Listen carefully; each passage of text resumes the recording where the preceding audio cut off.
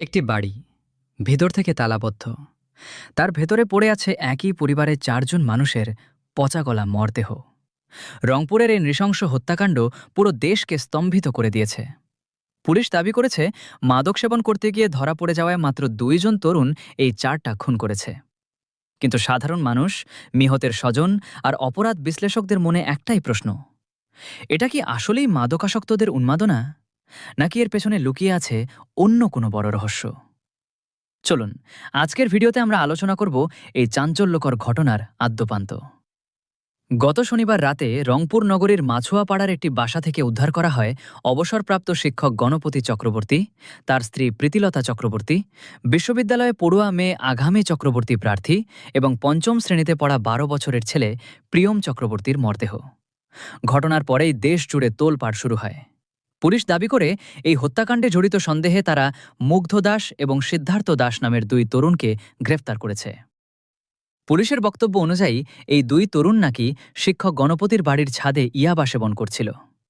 শিক্ষক দম্পতি বিষয়টি দেখে ফেলায় এবং বাধা দেওয়ায় তাদের গামছা দিয়ে শ্বাসরোধ করে একে একে হত্যা করা হয়।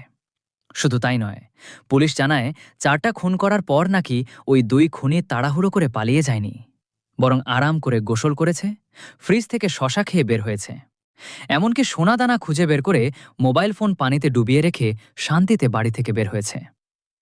পুলিশের এই গল্প শুনে নড়ে চড়ে বসেছেন রংপুরের স্থানীয় মানুষ ও নিহতের স্বজনেরা।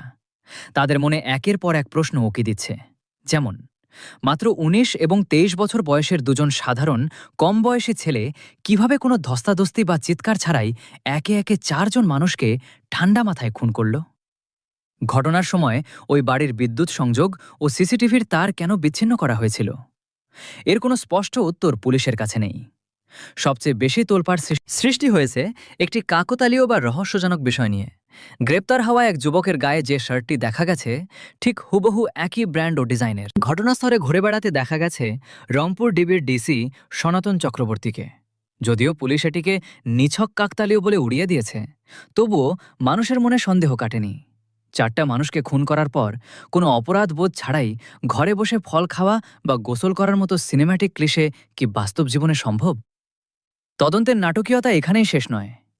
পুলিশ শুরুতে দাবি করেছিল শিক্ষক গণপতির চোয়াল ভেঙে ফেলা হয়েছে, কিন্তু রংপুর মেডিকেল কলেজের ফরেন্সিক বিভাগের চিকিৎসক ডাক্তার বাবলু কিশোর বিশ্বাস পরিষ্কার জানিয়ে দিয়েছেন, মরদেহ কোনো চোয়াল ভাঙার চিহ্ন পাওয়া যায়নি।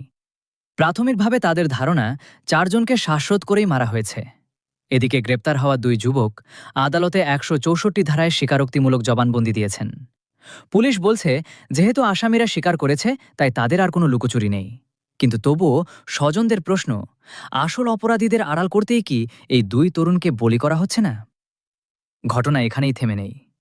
নিহত শিক্ষকের পরিবার জানিয়েছে, কিছুদিন আগেই বাড়ি নির্মাণ কাজের জন্য ব্যাংক থেকে প্রায় ১৫ লাখ টাকা তুলেছিলেন গণপতি চক্রবর্তী।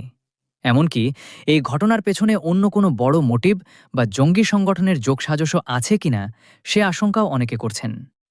ঘটনাস্থল পরিদর্শনে এসে রংপুর ৩ আসনের সংসদ সদস্য ও জামায়াতে ইসলামীর মহানগর প্রধান আমির মাহবুবুর রহমান বেলালও দাবি করেছেন, দেশকে অস্থির করার কোনো গভীর ষড়যন্ত্রের অংশ হতে পারে এই হত্যাকাণ্ড। জনসাধারণের ক্ষোভ ও আন্দোলনের মুখে বাধ্য হয়ে পুলিশ প্রশাসন এই মামলা তদন্তভার কোতোয়ালি থানা থেকে ডিবিতে হস্তান্তর করেছে। শিক্ষার্থীরা ৩ দিনের আলটিমেটাম দিয়ে প্রকৃত খুনিদের মুখোশ উন্মোচনের দাবি জানিয়েছে। একটি শিক্ষক পরিবারকে এভাবে নির্মূল করে দেওয়ার পেছনে আসল সত্যটা কি? পুলিশ যাকে মূল রহস্য উদ্ঘাটন বলছে, জনগণ তাকে স্রেফ একটি সাজানো নাটক বলে উড়িয়ে দিচ্ছে। ডিবি পুলিশের নতুন তদন্ত কি আসলেই কুয়াশা ভেদ করে আসল সত্যটা সামনে আনতে পারবে, নাকি এই রহস্যের জট কোনোদিনই খুলবে না? আপনার কি মনে হয়, এটা কি নেহাতি মাদকাসক্তদের বিকারগ্রস্ত কাণ্ড, নাকি এর পেছনে লুকিয়ে আছে বড় কোনো মাস্টারমাইন্ড? কমেন্ট করে জানান আপনার মতামত।